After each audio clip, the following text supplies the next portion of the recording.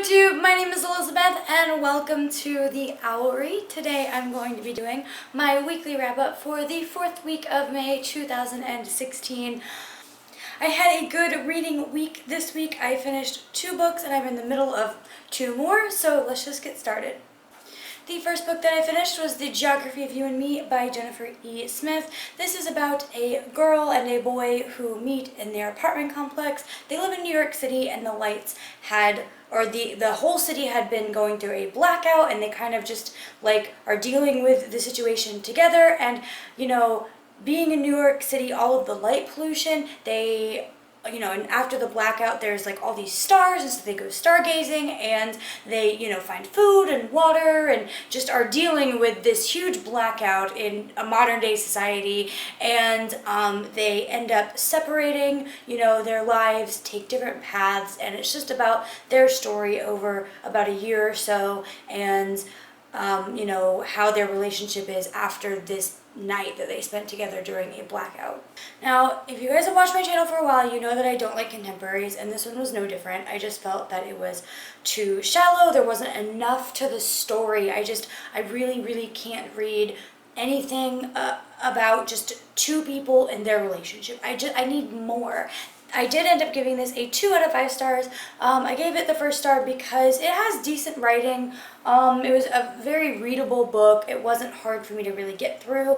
And the second one was because the girl in the story, she travels to a whole bunch of different places in Europe. They're living in New York at the beginning of the book, but her and her family end up moving to Scotland and then England, and they travel all around Europe. And I really, really did enjoy the travel aspect of the book, but it was a very small part. And other than in the beginning when she's moving to like Scotland and she's experiencing new things from, when she's living in New York, it's really kind of just glazed over. Oh, we visited this place, we visited that place, and we saw this and we saw that, but that was really it. And I would have really liked to see a lot more of the travel aspects. I really didn't enjoy this. I just can't relate to a teenage romance. It's just not what I like. But I'm going to be talking a lot more about this book with Chloe over the Brunette Bibliophile next Sunday. We are having our live show for the Once Upon a Read Along. This was our book of the month, so stay tuned if you want to hear more of my thoughts for this. The next book that I finished was Clash of Kings by George R. R. Martin. I ended up giving this a 4 out of 5 stars. I'm really enjoying all of the stories and following the, epic war that is going on right now in the 7 Kingdoms, and it's just a super interesting book. There are certain people's perspectives that I don't like to read from, like Theon, for example, and, I really find myself kind of reading very quickly through several different people's perspective chapters and really, really looking for more information and more chapters about Sansa and Daenerys and Arya, and I'm not sure. I mean, maybe it's because I'm a female, I can really relate to their struggles and what they're going through, but this book series is just getting better and better. I'm really, really enjoying it. I am reading this entire series this year. I'm trying to read, well, I'm actually listening to them on audiobook for the most part. I have the first 3 books, so I'm going to read the next one, which is I don't remember. It's A Storm of Swords. So yeah, I'm starting the next one very soon, A Storm of Swords, and I'm trying to finish all 5 books by the end of the year. I'm buddy reading these with my friend August, and we're kind of on track right now. I'm pretty proud of how we're doing, so I'm excited to read the next book in this series.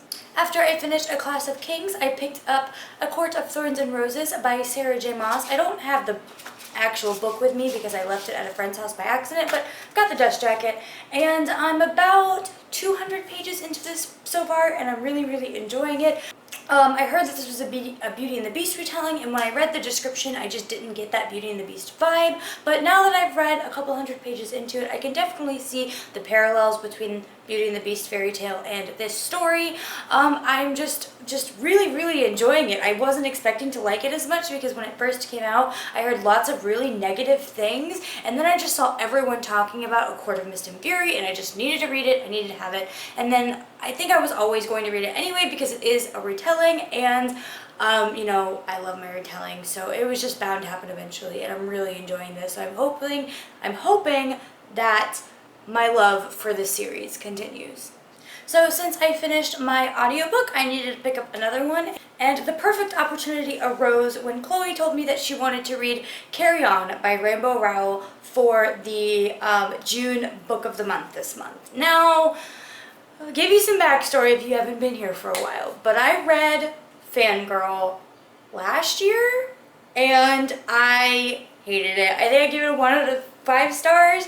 Again, it was one of those contemporaries that I just couldn't relate with, and it wasn't my thing, and this isn't a review for Fangirl, so I'm not really gonna go into why I didn't like it, but I really just didn't like it.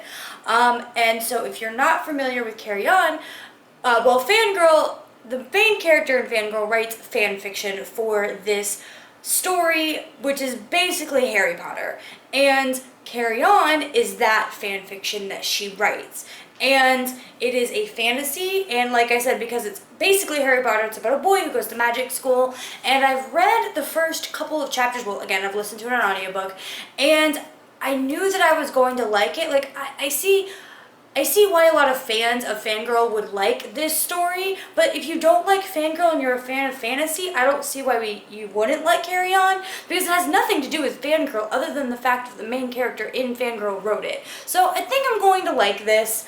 You know, I love my fantasy, but again, I've only listened to the first couple of chapters, so I can't really say. The audiobook narrator is actually really, really good at his job. He is a fantastic narrator, probably one of the best I've heard in a while, and so that really helps with my feelings about the audiobook, but I'm hoping that I really enjoy this. Alright guys, so that is it for my weekly wrap-up. Please tell me what you guys read this week down in the comments below, and I will see you in my next one. Bye!